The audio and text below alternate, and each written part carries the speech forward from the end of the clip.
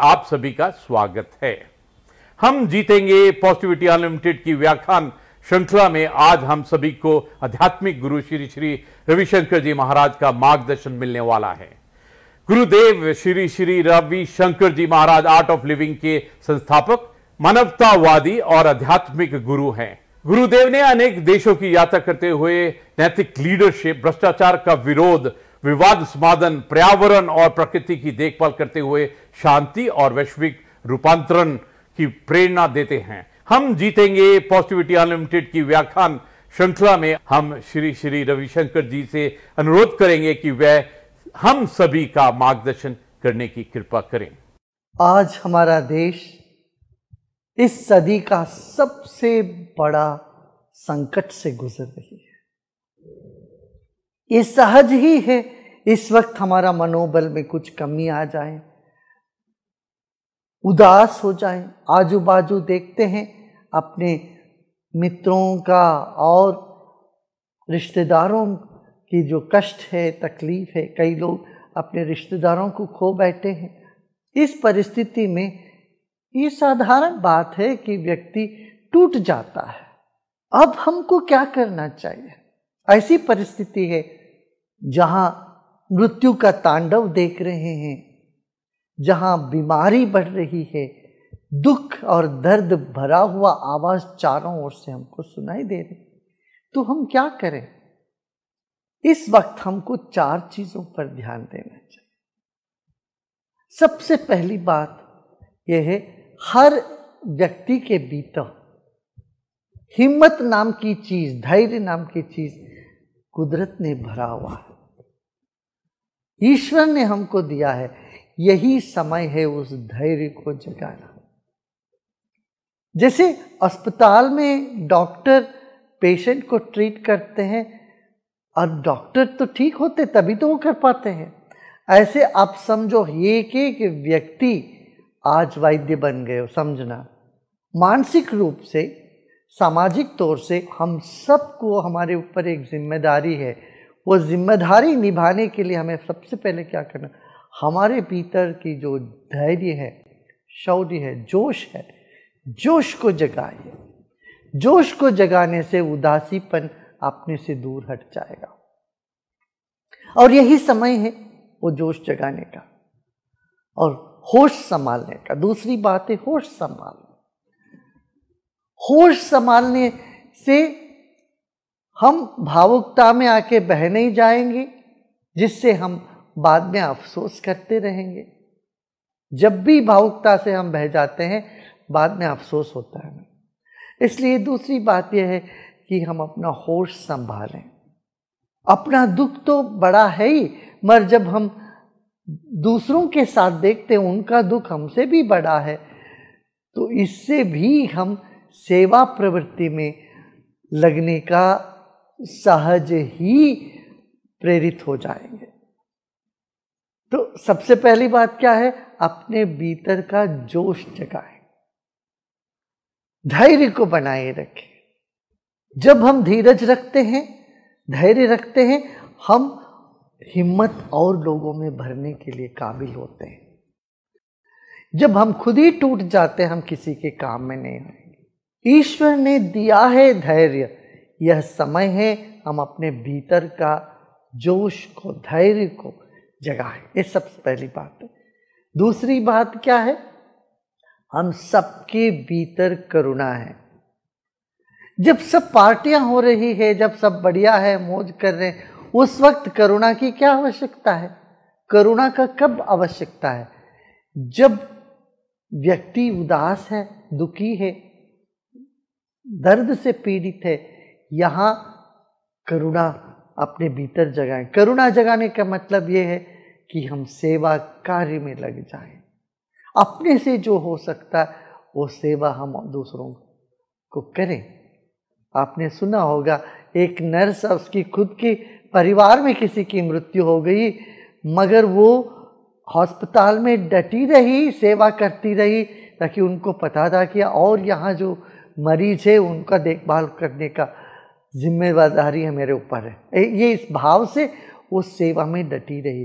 तो करुणा और सेवा का मनोभाव हम अपने भीतर जगाएं। सबके भीतर है ये, ऐसा नहीं है कि नहीं है, कहीं से हमें लाना है। हर एक व्यक्ति के भीतर छिपी हुई है सेवा भाव। तो यह समय है उस भाव को प्रकट करने का। सेवा में लग जाएं तब भी हमारा मनोबल बढ़ जाता है। ये दूसरी बात। तीसरी बात यह है, जैसे हमने कहा, जोश को तो जगाया मगर होश संभालना है। जो नियम है, कानून है, उसका पालन करते रहना है, औरों को भी उसे प्रेरित करते रहना है, होश संभालना है। ये भी बड़ा आवश्यक कदम है हम सबको उठाने के लिए। क्यों? जब हम दुखी होते हैं, हमारा मन में अस्थिरता आती है, हम अस्वस्थ लगते हैं मानसिक तौर पर, तब होश को बैठते हैं। उस वक्त हम जो भी करते हैं उस पर हमें अफसोस होने लगता है। तो होश संभाला, ये कैसे संभाल? कुछ प्राणायाम किया करें, ध्यान किया करें, मंत्रों का उच्चारण किया करें। इससे क्या है, एक अनूठी अद्भुत आत्मबल हमको प्राप्त होता है।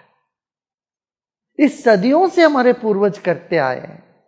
जब बच्चे परीक्षा देने जाते हैं तब वो भगवान को याद करते हैं।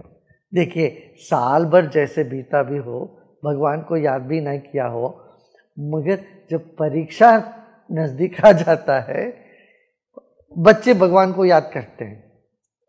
तो ऐसे ही ये मनुष्य जीवन का सबसे बड़ा परीक्षा है।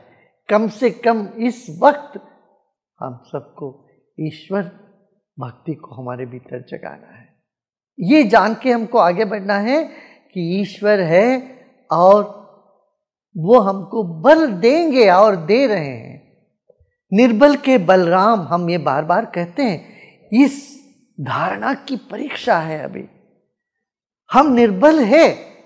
ये वायरस जिसको हमने देखा भी नहीं, देख भी नहीं सकते हैं, उसके साथ लड़ना पड़ रहा है। हम अपना कमजोरी को, अपनी अशक्तता को इस वक्त इतना साफ साफ महसूस कर रहे हैं। कम से कम इस वक्त हमें ये भूलना नहीं चाहिए, निर्बल के बलराम। ये बात हम सब अनुभव कर रहे हैं, असहायता अनुभव कर रहे हैं। इस वक्त हमको याद करना पड़ेगा वही बात, निर्बल के बलराम। ईश्वर विश्वास हमको मानसिक तनाव से दूर रखता है। ठीक है ना? इन बातों पर यदि हम ध्यान देते हैं, दुख से हम बाहर आ सकते हैं।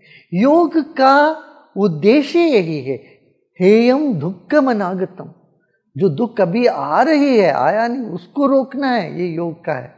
और जो दुख आ गया उससे बाहर निकलने के लिए भी योग है। योग, प्राणायाम, ध्यान, इसको तो हमें जीवन में अपनाना चाहिए। और साथ ही साथ अपना भोजन पर ध्यान दें, सही सही भोजन करें, आयुर्वेदिक चीज़ों को अपना जीवन में उपयोग करें। हल्दी लीजिए, अमृत लीजिए, गुडुचि, अमृत, यष्टि मधु। कोविड के बाद भी बहुत कमजोरियां होती है शरीर में। इस कमजोरी से बाहर आने के लिए भी हमें योग और आयुर्वेद का शरण में जाना पड़ेगा। जीवन में जितने भी कष्ट आए, उन सब कष्ट से बाहर निकालने के लिए ईश्वर विश्वास हमको बल देगा, आत्मबल को बढ़ाएगा। अंत में एक बात, दिन भर नकारात्मक बातें सुनो मत, देखो मत। आप टेलीविजन के जरिए, माध्यम के जरिए, लोगों के जरिए बात क्या होती है, एक ही बात होती है, क्या बीमारी बीमारी बीमारी। नहीं, इससे हट के कुछ सकारात्मक बात करें, पॉजिटिव बातें करें। बातों से बढ़ जाती है समस्या, जो भी है, और बातें करते रहने से उसी के बारे में बढ़ता ही, बट वो कम नहीं होने वाला है। इसलिए नकारात्मक मानसिकता और नकारात्मक बातों से हमें बचना चाहिए। जितना कम हो सके उतना कम करना चाहिए इन बातों। और जो वातावरण जो बोझिल लगता है उसको हल्का करने की हर व्यक्ति कोशिश करे। ये निश्चित है हम अवश्य इस संकट से बाहर आएंगे और विजेता बन के आएंगे। जब भी कोई ताकत हमको दबाने की चेष्टा करी, हम और बलवान होके उसे निखरते आए हैं। इस बात को हम याद रखें। हाँ, याद है ना? अभी जोश जगाइए, अपने भीतर का हिम्मत जुटाइए। करुणा का अभिव्यक्ति का यही समय है। अपने भीतर की करुणा को अभिव्यक्त करें, ईश्वर विश्वास को जगाए, योग साधना और आयुर्वेद पर ध्यान दें, अपने स्वास्थ्य का ध्यान दें, औरों का भी भला के लिए आप जो भी कर सकते वो करने में तत्पर हो जाएं। इतना करने से हमारी जो ये मानसिक नकारात्मक स्थिति बढ़ती जा रही है, इससे हम बच सकते हैं। ओम शांति, जय हिंद।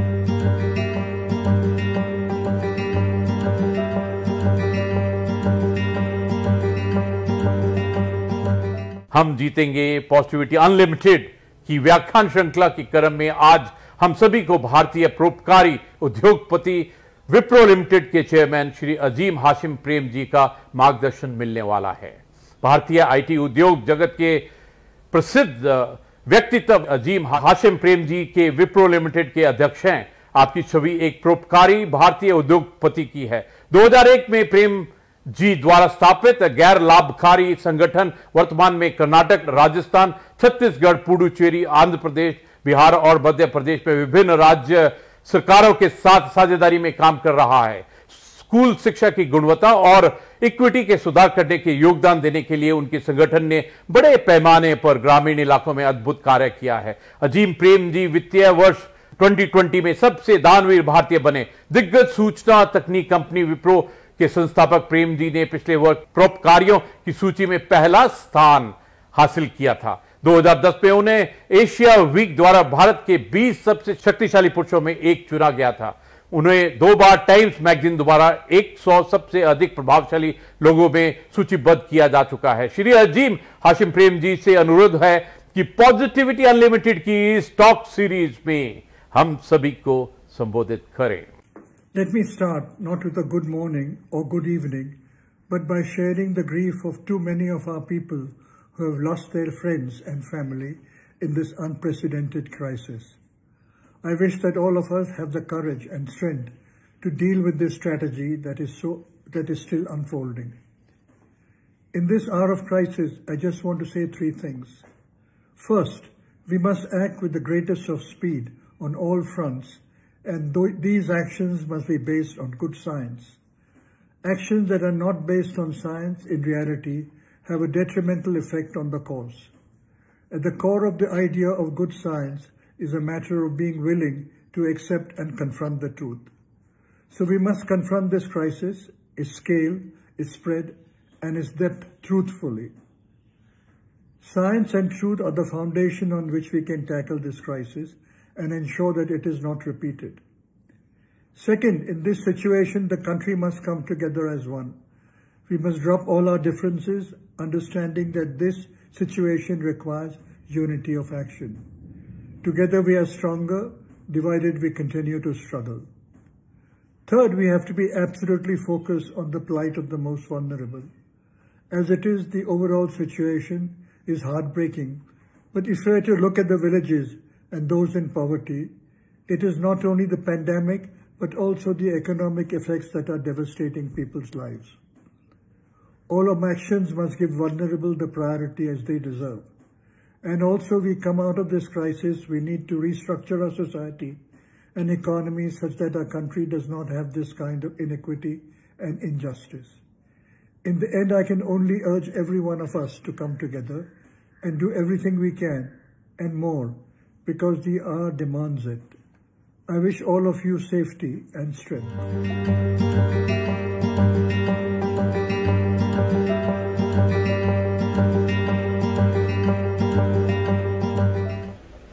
हम जीतेंगे पॉजिटिविटी अनलिमिटेड व्याख्यामाला की तीसरी वक्ता हैं पद्मश्री निवेदिता रघुनाथ भिड़े जी।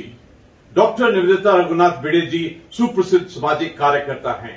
आप विवेकानंद केंद्र कन्याकुमारी की उपाध्यक्ष हैं। वर्ष 2017 में भारत सरकार ने आपको पद्मश्री से सम्मानित किया। डॉक्टर निवेदिता जी ने स्वामी विवेकानंद जी की रेलेवेंसी पर भारत सहित विश्व के अनेक देशों में व्याख्यान दिए हैं। डॉक्टर निवेदिता जी से आग्रह है कि अपने विचारों से हम सभी को लाभान्वित करें। कोविड रिस्पांस टीम और कोविड के जो रुग्णों की अनेक प्रकार से सेवा करने वाले, वैद्यकीय सेवा है, सफाई कर्मचारियों की सेवा है, खाना खिलाने वालों की सेवा है, ऐसे सारे कोविड सेवा करने वाले और आप सभी को मेरा अभिवादन और विनम्र प्रणाम। हम जीतेंगे, निश्चित जीतेंगे, क्योंकि यह जो भारत राष्ट्र है यह साधारण राष्ट्र नहीं है, यह अत्यंत प्राचीन राष्ट्र है और काफ़ी लोक संख्या के साथ रहा हुआ यह राष्ट्र है। तो निश्चित रूप से इसने अनेक संकटों का सामना किया है और उन संकटों को पार करते हुए यह राष्ट्र हमेशा उभरा ही है, उन्नत ही हुआ है। तो इस संकट के ऊपर भी हम निश्चित रूप से विजय पाएंगे ही।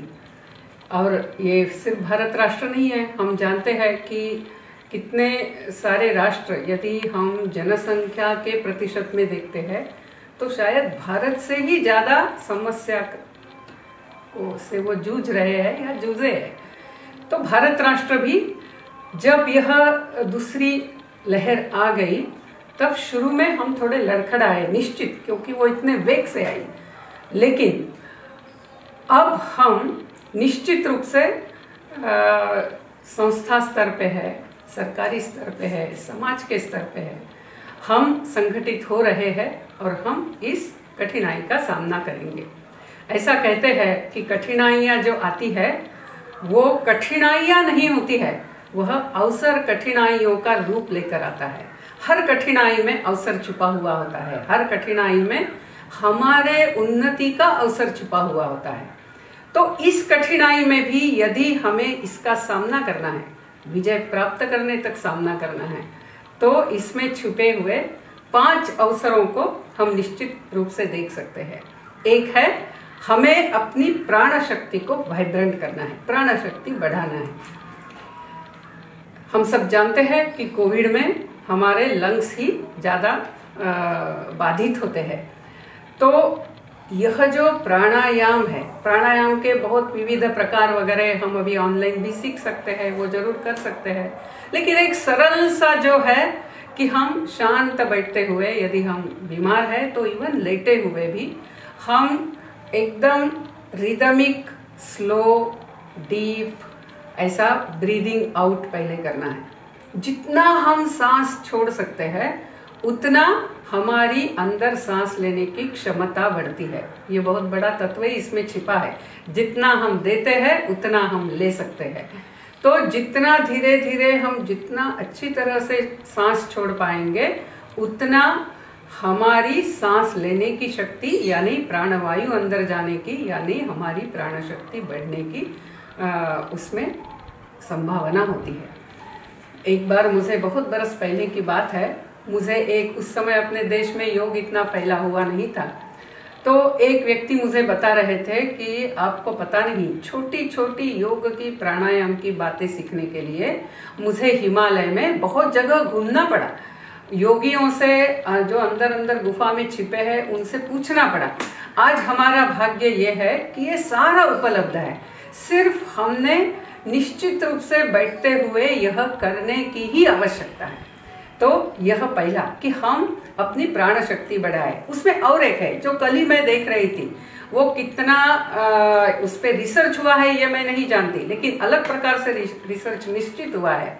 और वो ऐसा कहते हैं कि यदि हम ओंकार का उच्चारण बार बार यानी कुछ समझिए 5 मिनट के लिए 10 मिनट के लिए सवेरे और शाम को करते हैं तो उससे हमारी इस कोविड से मुकाबला करने की शक्ति बढ़ती है।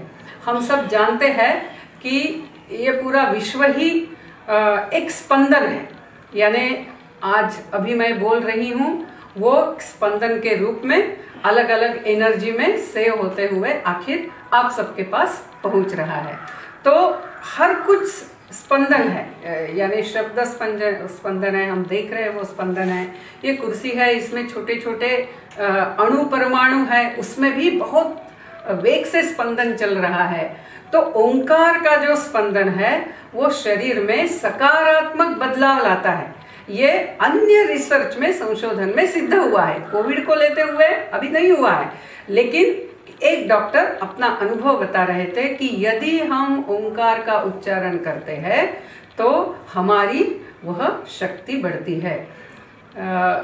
अभी ओंकार का उच्चारण हम दोनों संध्या के समय, यानी जैसे प्रातः संध्या है और सायं संध्या है, दोनों समय यदि करते हैं तो उस समय स्पंदनों को रिसीव करने की और उसके अनुसार शरीर में परिणाम लाने की, शरीर और मन की तैयारी ज़्यादा होती है। तो इसीलिए अपनी प्राण शक्ति बढ़ाने के लिए एक अवसर हमें मिला है। और ये प्राण शक्ति हमें सिर्फ अभी कोविड से लड़ने के लिए ही नहीं, पूरे जीवन में ही आवश्यक होती है। तो वो हम आत्मसात करेंगे और निश्चित रूप से, नियमित रूप से प्राणायाम और ओंकार के पठन में हम लगेंगे। दूसरा जो है, जो अवसर छिपा है वो है मन की अनंत शक्तियों को समझना। यानी मन यदि हार जाता है तो हम हार जाते हैं। मन यदि सोचता है कि नहीं मैं ऐसे करूंगा तो वैसा हो सकता है, क्योंकि हमारा जो अवचेतन मन है, सचेतन मन नहीं अवचेतन है, उसकी शक्ति प्रगाढ़ है। स्वामी विवेकानंद का पावर्स ऑफ द माइंड पुस्तक है।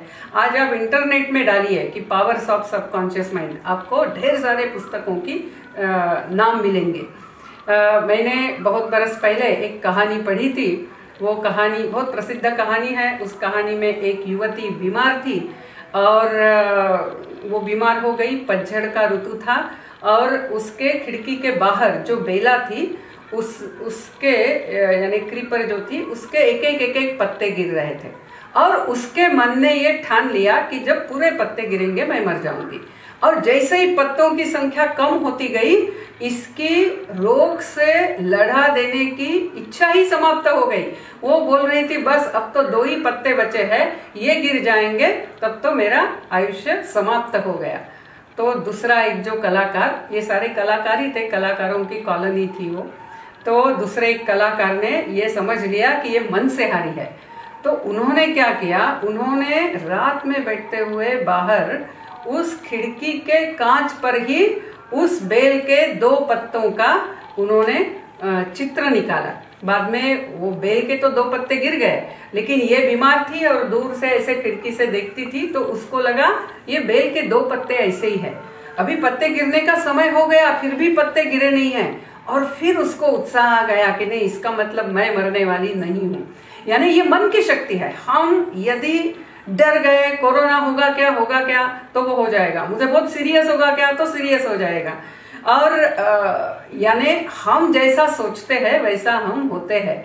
तो इसीलिए ये मन की शक्ति बढ़ाना है। तो रोज मैं क्या चाहती हूँ, मैं स्वास्थ्य चाहती हूँ, मैं सबके साथ योग्य व्यवहार करना चाहती हूँ। तो जब ये अवचेतन मन, वो तो हमेशा जागरूक रहता है, सचेतन मन जब शांत होने का समय होता है, यानी निद्रा के पहले, और जब हम सवेरे उठते हैं, हम थोड़ी देर के लिए यदि स्वास्थ्य का सकारात्मक विचार करें, अपने पूरे परिवार का, समाज का, राष्ट्र का, इस पूरे मानव समाज के सामने जो समस्या है उसका सकारात्मक विचार करेंगे तो मन की जो सकारात्मक शक्ति है वो निश्चित रूप से जागृत होगी। तो दूसरा ये हमें अवसर मिला है अपनी मन की शक्ति सकारात्मक कार्यों में लगाने का तरीका प्राप्त करने का। तो ये दूसरा अवसर मिला है।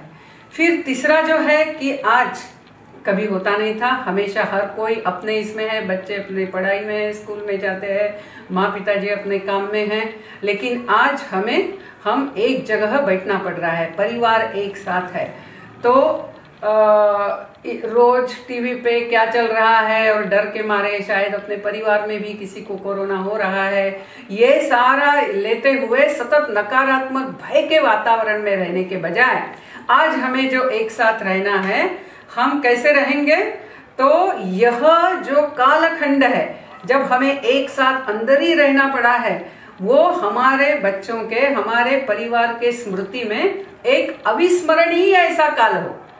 ऐसा प्रयास हम करेंगे। और बहुत ज़्यादा ये टीवी वगैरह कितना कोरोना हो रहा है, कितनी संख्या बढ़ रही है, ठीक है, एक बार देख लिया हो गया। बाकी हमारा समय ऐसे सकारात्मक इसमें लगाना चाहिए। और हम कितने प्रकार से लगा सकते हैं, यानी हम ही जानते हैं कि यदि परिवार तय करता है तो बहुत सारा कुछ हो सकता है। आप ऐसा भी कर सकते हैं कि आप एक नई भाषा सीखने का तय कर सकते हैं, तो सब लोग सीखेंगे। आजकल मोबाइल पे तो सारे ऐप उपलब्ध है। हम भाषा सीखेंगे, फिर हम एक दूसरों के साथ एक दिन उसी भाषा में बोलेंगे। ये शुरू कीजिए, हमारा सारा दिमाग अच्छे इसमें लगेगा। हम नई भाषा सीखेंगे। मैंने ऐसा पढ़ा था कि इजराइल में जब सारे जू वापस गए इजराइल स्वतंत्र होने के बाद, तब हिब्रू भाषा कोई बोलता नहीं था, लेकिन एक थे व्यक्ति, वो घर में डिक्शनरी लेकर आए और बच्चे और पत्नी के सामने रखी और बोले आज से हम हिब्रू में ही बोलेंगे। हमें यदि शब्द नहीं आता है तो डिक्शनरी में देखेंगे और बात करेंगे। कोई दूसरी भाषा में बोलेगा मैं सुनूंगा नहीं। और ऐसा हर एक ने किया तो पूरा यानी इजराइल में हिब्रू भाषा बहुत अच्छी तरह से सुधर गई। यानी हम भी कर सकते हैं। हम उत्तर भारत के हैं तो हम दक्षिण भारत की कोई भाषा सीखें, हम दक्षिण भारत के हैं तो हम पूर्व भारत या उत्तर भारत की कोई भाषा सीखें, या हम संस्कृत सीखें, घर में सारे संस्कृत में बोलना सीखें। और ये सारा उपलब्ध है, यानी पूरे परिवार, बहुत आनंद आएगा। सब एक दूसरों के साथ दूसरी भाषा में बात कर रहे। या हम सूर्य नमस्कार करें पूरा परिवार साथ में, और रोज उसको ऐड करें कि एक एक परिवार का कितना हो रहा है, और अपना जो डिस्टेंट परिवार है उनके साथ कंपेयर करें। हम ये भी कर सकते हैं। हम जैसी बच्चों की एज है उसके अनुसार हम बच्चों के साथ उनको कोई नया कला ले सकते हैं। हमें कुछ आती है तो हम उनको सिखाएंगे। पहेलियां बुझा सकते हैं, कहानियां बता सकते हैं, खेल खेल सकते हैं, ऐसा अनेक कुछ कर सकते हैं। खाना एक साथ मिलके बना सकते हैं, यानी तय करना है आज का खाना सब लोग मिलके बनाएंगे, और फिर उसमें सब लोग एक दूसरों को मदद करेंगे, फिर उसमें और आनंद आएगा। तो आज ऐसा एक साथ रहने के लिए मिला है, तो अरे हम बाहर नहीं जा सकते करके हम रोने वाले होंगे नहीं, क्योंकि कारण का रोना रोने से कभी न कोई जीता है। जो विष धारण कर सकता है वह अमृत को पीता है। तो हमें ये कठिन काल को पचाना आना चाहिए, तभी उसमें जो अमृत छिपा है वो हमें प्राप्त होगा। फिर चौथा जो है अवसर छिपा हुआ वो सेवा का है। यानी आज हम संगठनों के साथ जुड़ते हुए, जो संगठन सेवा कर रहे, मैं क्या सेवा दे सकती हूँ, इसका हम प्रयत्न करें। हम यदि ऐसा कुछ संभव नहीं है मेरे लिए तो ठीक है, मेरे ही कॉलोनी में किसी को कोरोना हुआ है, वो पत्नी हॉस्पिटल में गई है, घर में छोटे बच्चे और उनके सिर्फ दादाजी है क्योंकि पति भी हॉस्पिटल में गए हैं, ऐसी स्थिति भी हो सकती है। तो हम उन तीनों को खाना बना के रोज देंगे। हम इतना कर सकते हैं। कहाँ कहाँ है, सब जगह सेवा का अवसर उपलब्ध है। मैं क्या करते हुए मैं कैसे करके सेवा दूं, ये हम सोच सकते हैं। और समझिए कि हम ये कुछ भी नहीं कर सकते, तो समझिए मैं पेशेंट ही हूँ और बेड पे लेटी हूँ, मैं कुछ नहीं कर सकती हूँ, ऐसा भी नहीं है। हम सब कुछ कर सकते हैं, हम सारे कुछ न कुछ कर सकते हैं। हम कम से कम रोज एकदम संकल्प लेते हुए याद कीजिए कि कितने लोग वेंटिलेटर पे है, ऑक्सीजन लेवल कम हो रही इसलिए ऑक्सीजन पे है, या बीमार है, उन सबके लिए हम प्रार्थना तो निश्चित रूप से कर सकते हैं। जो जो हमारे जिस भी भगवान को हम मानते हैं उस भगवान की हम प्रार्थना कर सकते हैं, राम रक्षा स्तोत्र बोल सकते हैं, विष्णु सहस्त्र नाम बोल सकते हैं, संकल्प करते हुए, यानी सब अच्छे हो। और प्रार्थना में भी शक्ति है, क्योंकि सब कुछ स्पंदन है, वाइब्रेशन है, तो उसकी जो वाइब्रेशंस होगी और हमें भी एक आनंद मिलेगा कि हाँ, ये सकारात्मक शक्ति के स्पंदन बढ़ने में मेरा योगदान भी था। तो सेवा, यानी सेवा, जैसे स्वामी विवेकानंद कहते हैं कि एक भी छोटा निस्वार्थी कार्य आप करते हैं तो आपका उन्नति का मार्ग ही प्रशस्त होता जाता है। तो आज वो भी अवसर इसमें है। फिर पांचवा यदि हम देखें तो मृत्यु का डर कहीं ना कहीं ऐसा हो गया, क्योंकि हम ज्यादा भौतिकवादी हो रहे थे, ज्यादा से ज्यादा चीजें बटोरने में लग रहे थे, उसके पीछे दौड़ रहे थे, और कहीं ना कहीं हम ज्यादा देह बुद्धि में स्थित होने लग गए, यानी मैं यानी कौन, तो ये शरीर, और फिर अभी उसके मृत्यु के डर में हम आ रहे ऐसा लगता है। लेकिन हम ऋषि मुनियों के संतान हैं, हम उस देश की संतान है जिस देश में मृत्यु ये पूर्ण विराम नहीं है, तो मृत्यु ये स्वल्प विराम है। हम मृत्यु को डरने वाले नहीं हैं। इस देश के लोगों को मृत्यु का डर नहीं है। ये जब अलेक्जेंडर को समझा, आप जानते हैं वो डंडामिस की कहानी, जब वो डंडामिस के सामने गए और हाथ में तलवार लेकर बोले कि मैं जगत जेता सिकंदर, मैंने तुमको बुलाया और तुम मुझे मिलने आए नहीं, मैं तुम्हारे शरीर के टुकड़े टुकड़े कर दूंगा। और डंडामिस हंसने लगा। डंडामिस ने हंसते हुए कहा, एक वाक्य में आपने दो झूठ बोले हैं, एक तो आप जगत जेता है नहीं, और दूसरा आप मेरे टुकड़े नहीं कर सकते हैं। आप मेरे शरीर के कर सकते हैं, मेरे टुकड़े नहीं कर सकते हैं। और फिर जब अलेक्जेंडर ने ये समझा कि इस भूमि में मृत्यु का डर नहीं है, फिर ये तो वीर भूमि है, ये तो ऐसा ही कठिनाई के सामने झुकने वाली भूमि नहीं है, ये जब उसको समझा, अलेक्जेंडर सिंधु नदी से ही वापस चला गया। हम सब जानते हैं इस भूमि में हमें मृत्यु का डर नहीं है। और ठीक है, जैसे हम जानते हैं कि एक न एक दिन हर एक को मृत्यु आने ही वाला है, लेकिन इसका अर्थ ऐसा नहीं है कि हम ठीक है चाहे जैसा रहेंगे, जो केयर लेनी है वो लेंगे, हम सामर्थ्य से जिएंगे, हम विजय से जिएंगे, हम योगदान करते हुए जिएंगे, और यदि मृत्यु का समय हो ही गया है तो हंसते हुए हम मृत्यु को झेलेंगे, हम मृत्यु का सामना करेंगे, क्योंकि हमारे देश में मृत्यु का डर नहीं है। जीवन अखंड है, मृत्यु तो सिर्फ जैसे कपड़े बदलते हैं वैसे शरीर को बदलना है।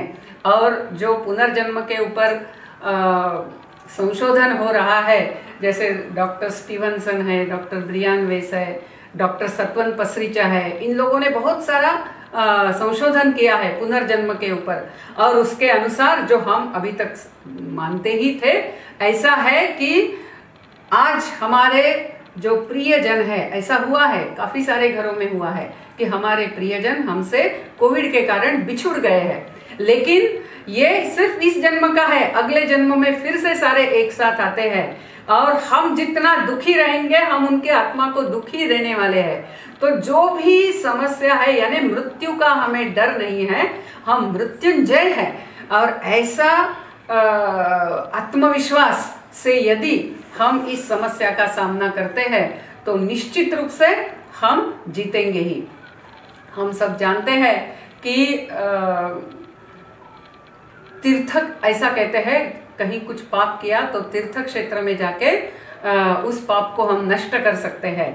उसी प्रकार ऐसा जब मनुष्य के कष्ट का काल होता है उस समय सेवा करते हैं तो पुण्य प्राप्त करते हैं, लेकिन यदि किसी की असहायता का हम फायदा उठाते हैं तो निश्चित रूप से हमें उन कर्मों का सामना करना पड़ेगा। यह जो कर्म का सिद्धांत है वो भी आज हमने अच्छी तरह से हम समझेंगे तो निश्चित रूप से हमारा जीवन जो होगा वो योगदान करने वाला होगा, मदद करने वाला होगा, और ऐसा जीवन हम जिएंगे। हर कठिनाई के अंदर जो छिपे हुए अवसर है, ऐसे अवसर हम हमारी प्राण शक्ति बढ़ाएंगे, हम हमारी मन की शक्ति बढ़ाएंगे, हम परिवार को बहुत आत्मीयता से जुड़ा हुआ और बच्चे सब कुछ नया सीखेंगे। हमें एक दूसरों के करीब आने के लिए समय मिला हुआ है, हमें सेवा का अवसर मिला है, और हमारे जीवन से हम मृत्यु का डर पूरा निकाल देंगे। ऐसा यदि हम होते हैं तो निश्चित रूप से, और हम होंगे ही, क्योंकि इस राष्ट्र के खून में है वो, सिर्फ हमें अभी याद दिलाकर उसका अभ्यास करने की आवश्यकता है, और वो हम करेंगे और निश्चित हम कोरोना का युद्ध जीतेंगे। नमस्कार।